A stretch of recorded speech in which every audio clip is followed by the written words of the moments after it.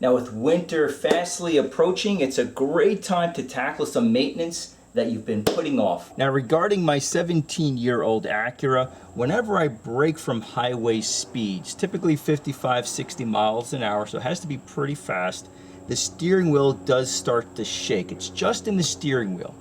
And over time, it's just going to get worse and worse. So that tells me that the rotors have to be either resurfaced or replaced. So these are going on 4 years. So I'm doing front and rear rotors and pads. The other thing is the handbrake, and the problem I have is it's going up a little bit too far and it's not grabbing on the right way. So parking on an incline, the car rolls back just a little bit. So this needs to be adjusted as well. And if this is new to you, I'm jacking up the vehicle from the front cross member, and at the rear, directly where the suspension hooks up or bolts to the chassis. And I'm also using these very cool inserts. They fit right over the jack stand, and they're designed to fit right at the jacking points, right besides the front and rear tires. As always, I'll link these in the description box below. Now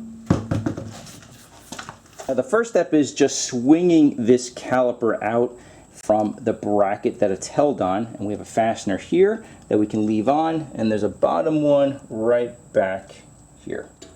Now the great thing is, if you do this yourself, you'll save easily at least $300, easy, probably more, in the $600 range.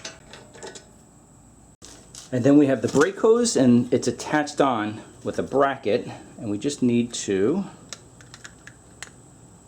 remove it, use a little penetrating oil. And there are really excellent YouTube channels out there on cars and auto repair and that sort of thing. I think this channel is sort of different simply because no lifts, no fancy tools, not a lot of work, working room, just a one-car garage, doing this stuff in your driveway. And if I can do it, so can you. So the caliper swings up, maybe a little stubborn. Just use a flathead to pry it out. Okay, bring this up like this. Let's grab, let's first remove the pads. Still plenty of meat on them, but I will replace them since I'm here. The rear is actually getting a little bit low. And on the side of caution, just using a bungee cord and just making sure that this caliper does not fall, because you don't want the brake hose attached to it to snap on you. And now we need to remove the caliper bracket, and the bracket is held on by two fasteners, one up here and there's another one on the bottom. Now these fasteners can be really tight from the factory, 70, 80 foot-pounds, so 17 mil wrench and a 3-pound hammer.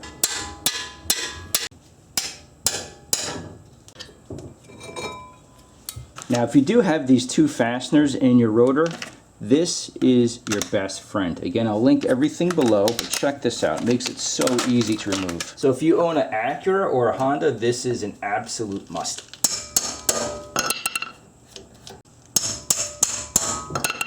Okay, super easy. And we're lucky this rotor is coming right off. If you do have trouble, let me show you what you can do. Now most rotors have these two pre-drilled marks, and they take an 8mm fastener, okay? You can pick up two of these from Home Depot, Lowe's, wherever for $1 or less. And you simply turn both fasteners at the same time, and what it will do, I'll probably have to use it on the rear, I'll show you.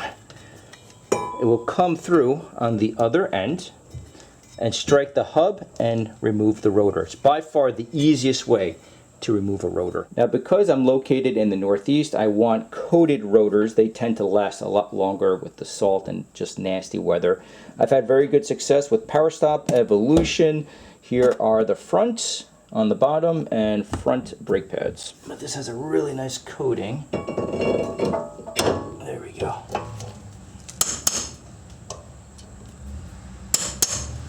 But I just give them a good smack. Now your kit should come with brake grease. I tend to use something like this because it's a lot easier to apply. And you simply want to place it right on the clips here. The flip side, of course, you can put the grease on the ears of the brake pad. Now if you ever get confused, the rear brake pad has this clip. This is essentially a warning system. If you ever get too low in the brake pads, then this will scorch the rotor and it becomes really, really loud and also destroys the rotor. So this goes on the rear. So we are looking really good here. The last thing I want to do, I want to clean and grease this pin. So just clean this off here.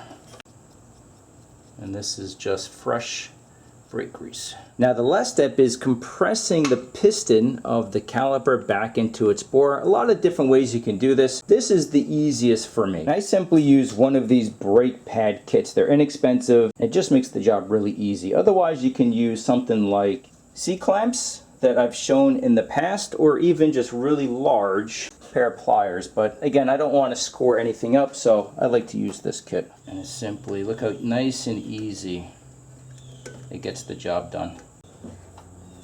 Okay, it stopped. I also tend to put a little bit of brake grease on the rear pad, and that's because the piston makes contact with the rear of the pad. It's just something I've been doing forever.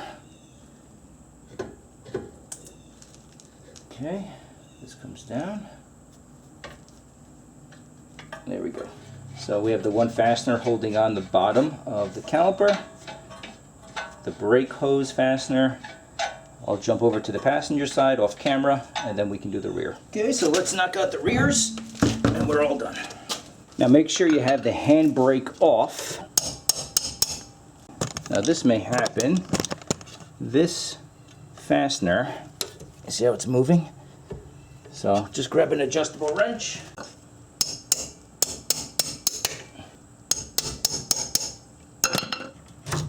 Okay. Yeah, these are pretty darn low. Good time, whoops. Good time to replace these. Same deal, just like the fronts. You have a caliper bracket.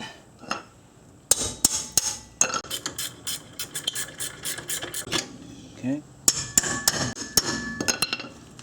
Now let's see if these come off.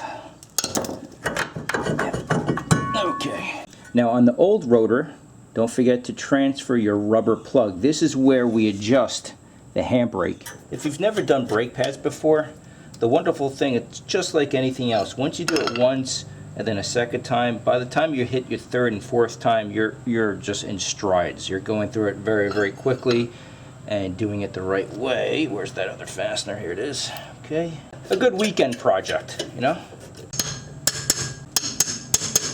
Now, I'm going to adjust the handbrake. A little hard to get on camera, but if you look inside, there's an adjustment wheel.